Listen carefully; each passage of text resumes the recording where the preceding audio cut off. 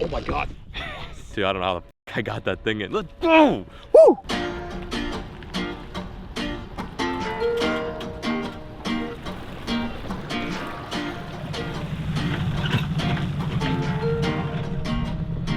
Let's do this.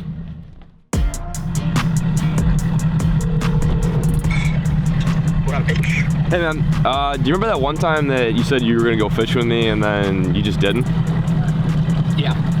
Oh, okay, cool. I was just making sure if I didn't just dream that. That's real life? Bro, I didn't know I was gonna run into you yesterday.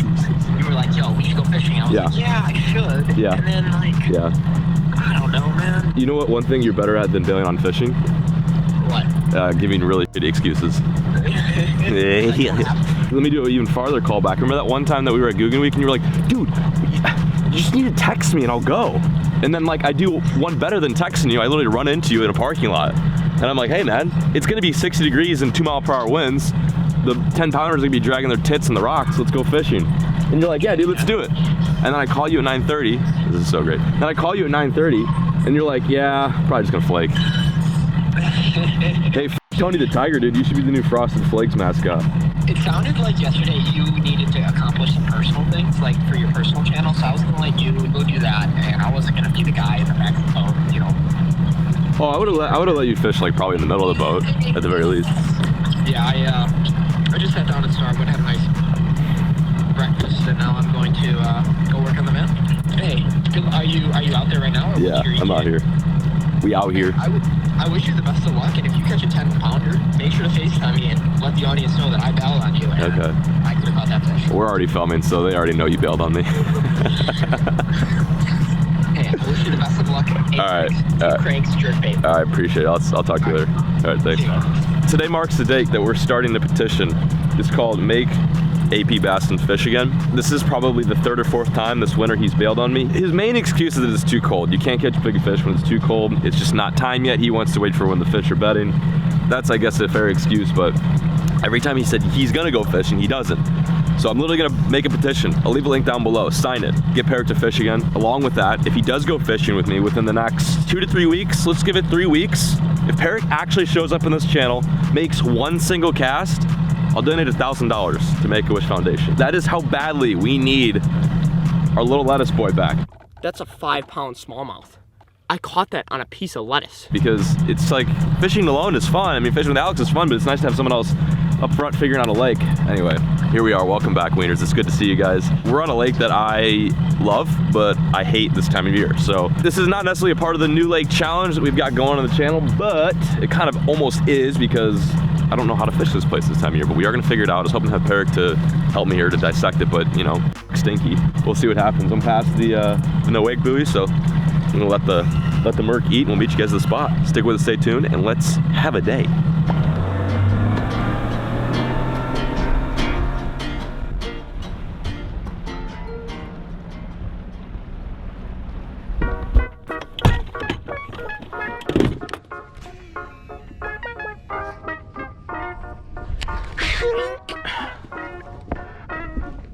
One fish today.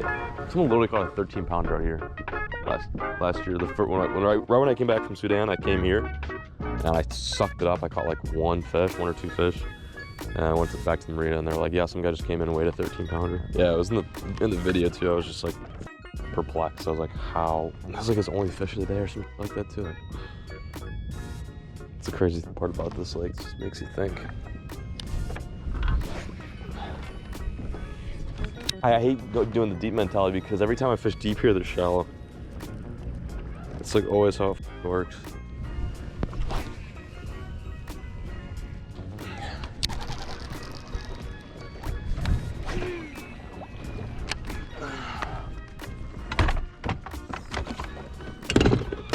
Holy garbage. Try it at least.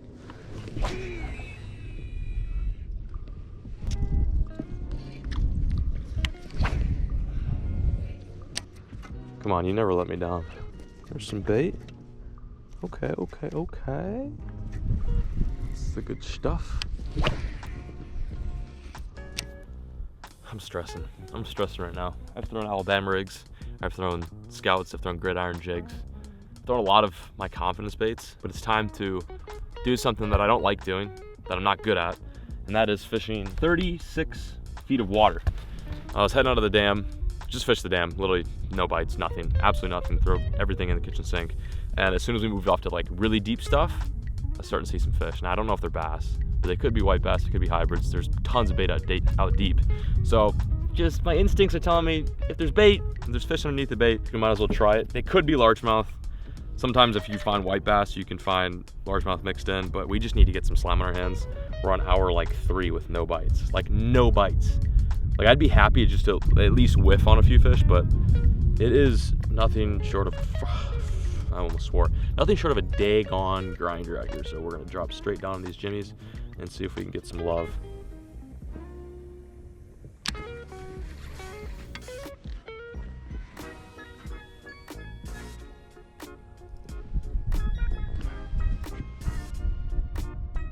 Some good marks down there. Oh my God. So much bait down there.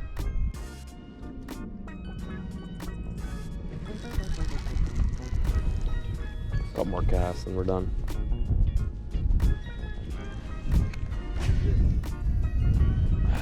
Just a little one. Can you imagine if a fish bit this thing?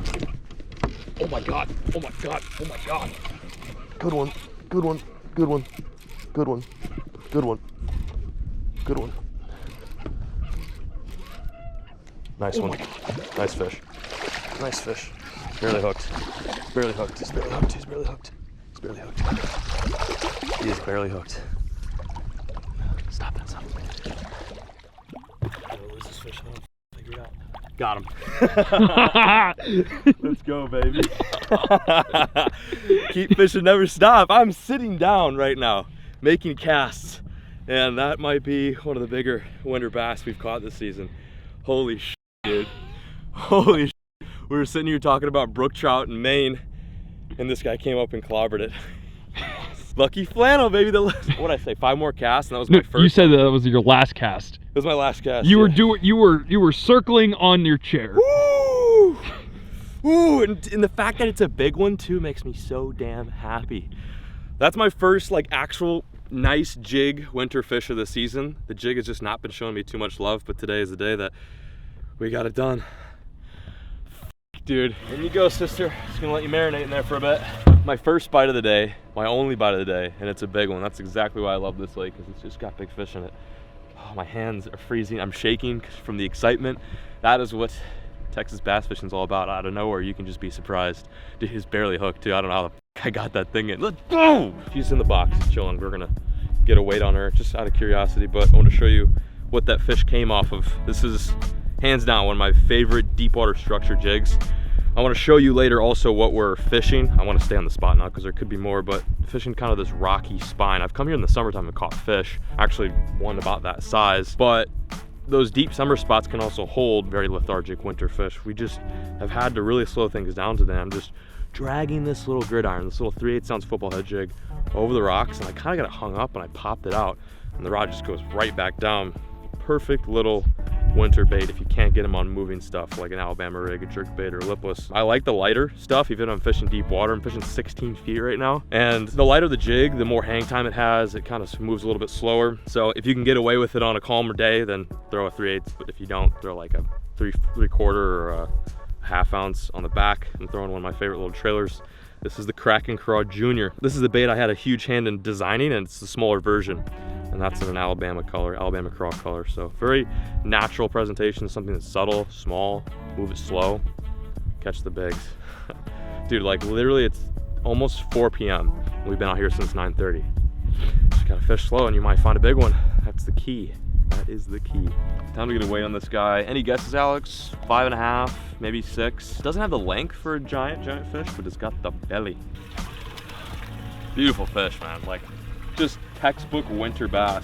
This is gonna be a very, very, very fat fish come spring. It'll be full of eggs. Let's see what we got here. Let's zero it out.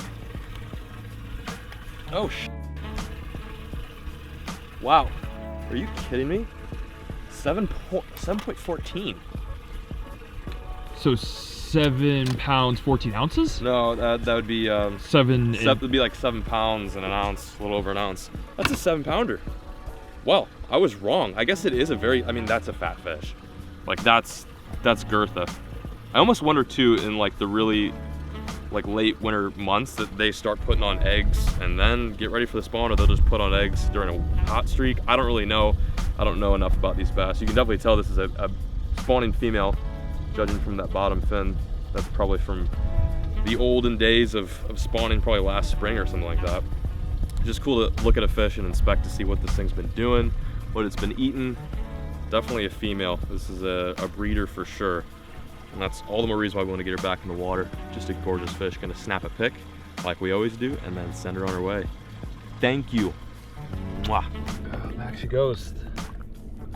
Good Lord, she's freaking gorgeous, man. Sporting her dorsal and everything. Go back down there and make some babies, fat one.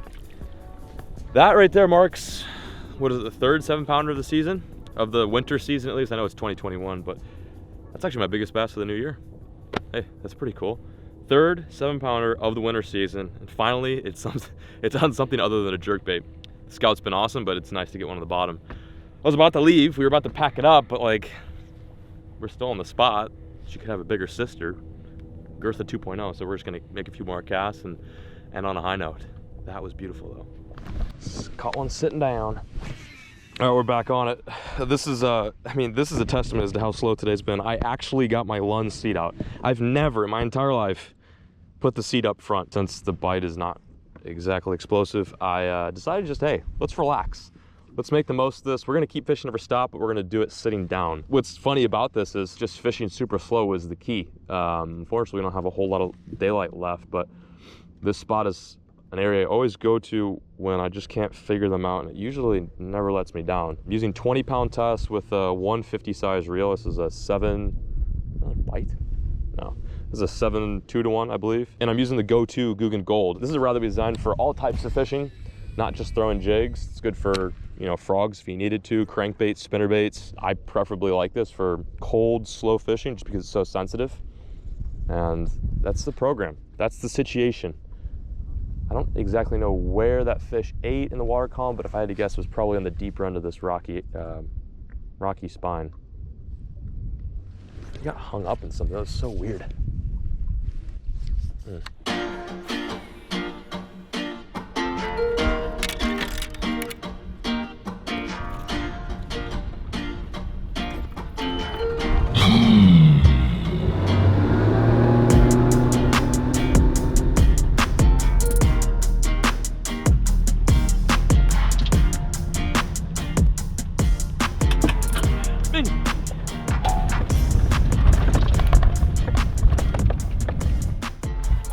That is gonna do her for today's episode. I sincerely hope you guys enjoyed.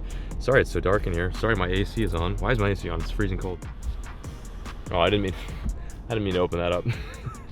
We are off the water now. It feels good to have caught another 7-pound winter fish. That was a beauty of a bass. I sincerely hope and pray you guys have the opportunity to get out here before winter ends to crank on some girthy ones like we did today. It wasn't the best day of fishing. We literally had one bite, but it was the right bite, and I'm happy, I'm content. This just makes me excited for spring. I'm pumped for basically late February all the way to early May. And all I can say is it's gonna be hectic as far as how much bass fishing I'm gonna do. I'm probably gonna grow a beard and live on the side of the road or live at the boat ramp and just fish my guts out for those few months. But in the meantime, we're just getting prepped up and getting ready for an epic spring season for 2021. Let me know in the comments, what are some of your favorite spring baits to throw, favorite spring tactics? Drop one down there.